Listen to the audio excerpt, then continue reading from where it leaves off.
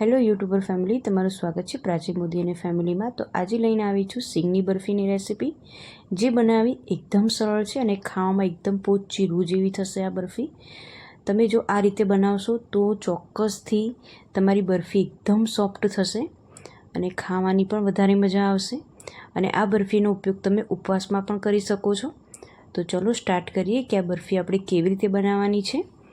તો સિંગની બરફીમાં આપણે ટોપરાના છીણનો પણ ઉપયોગ કરવાના છીએ, તલનો પણ ઉપયોગ કરવાના છીએ અને ગોળનો ઉપયોગ કરવાના છીએ। તો જો આ મેં બનાવીને રેડી કરી છે, તો જો અંદરથી એકદમ સોફ્ટ છે। તો આવી સોફ્ટ બરફી આપણે કેવી રીતે બનાવવાની છે, તો ચલો સ્ટાર્ટ કરીએ આપણે બનાવવાનું।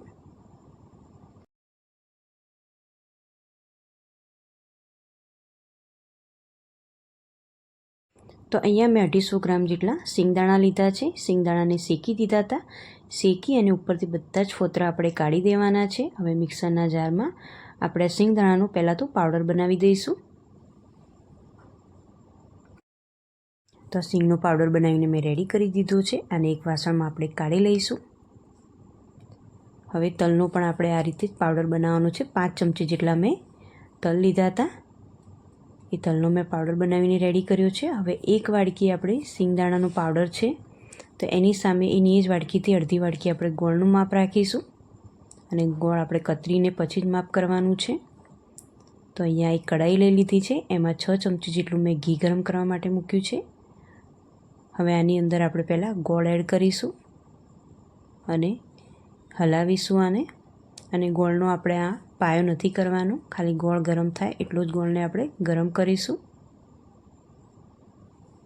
ખાસ તો આપણે આમાં જ વ્યવસ્થિત ધ્યાન રાખવાનું, જો આ થોડું કડક થઈ જશે એટલે કે આનો પાયો જો તમે વધારે આને ગરમ કરી દેશો તો જે સિંગની બરફી તમે ખાશો એ ખાવામાં ચવડ લાગશે, સોફ્ટ નહીં લાગે। તો ખાલી આપણે ગોળને મેલ્ટ જ કરવાનો છે।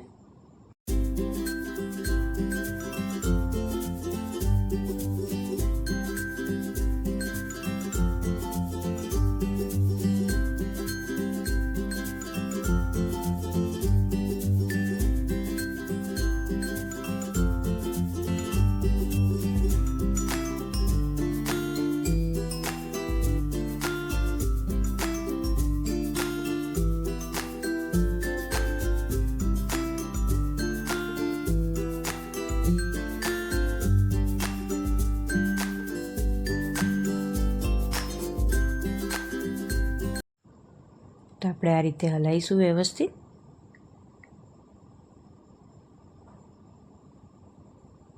તો ગોળ સરસ એવો મેલ્ટ થઈ ગયો છે। બસ જો આ રીતનું થવો જોઈએ। પછી આપણે જે સિંગદાણાનો પાવડર કરીને મૂક્યો હતો એ તરત અંદર એડ કરી દઈશું અને ગેસને બંધ કરી દઈશું। હવે આ તલનો જે પાવડર બનાવ્યો હતો એ અંદર એડ કર્યો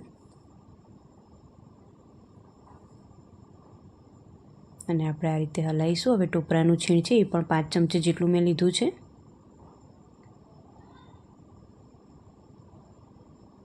અને આપણે વ્યવસ્થિત આ રીતે હલાવી દઈશું।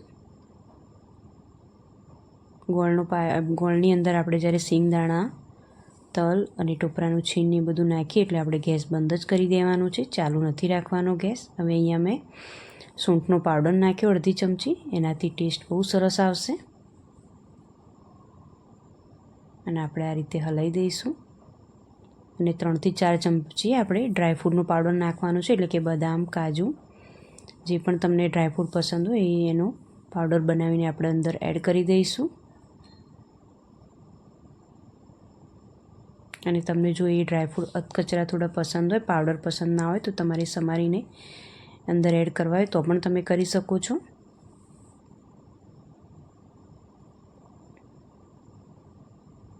તો બસ આ રીતની બનવું જોઈએ, એટલે ઘી અને જે પણ આપણે વસ્તુ લીધી છે પરફેક્ટ થઈ જશે। આ રીતે માપ કરશો તો તમે, અને ખાવામાં બહુ જ સરસ લાગે છે, જાણે કે આપણે માવા ચીક્કી ખાતા હોય એ રીતનો ટેસ્ટ આવે છે આનો। જો તમે આવી રીતે કોઈ દિવસ ના બનાવી હોય તો ચોક્કસથી ટ્રાય કરજો। હવે આપણે આ થાળીની અંદર પાથરવાની છે। તો થાળીમાં મેં ઘી લગાવીને અને ગ્રીસ કરી દીધી હતી થાળીને। હવે આપણે આની અંદર કાઢી લઈશું।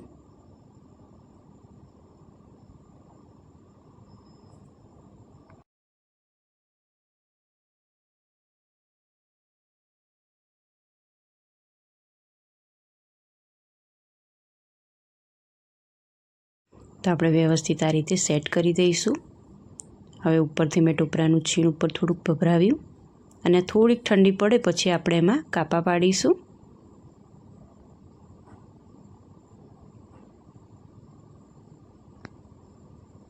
આ રીતે આપણે કટ લગાવી દઈશું આને.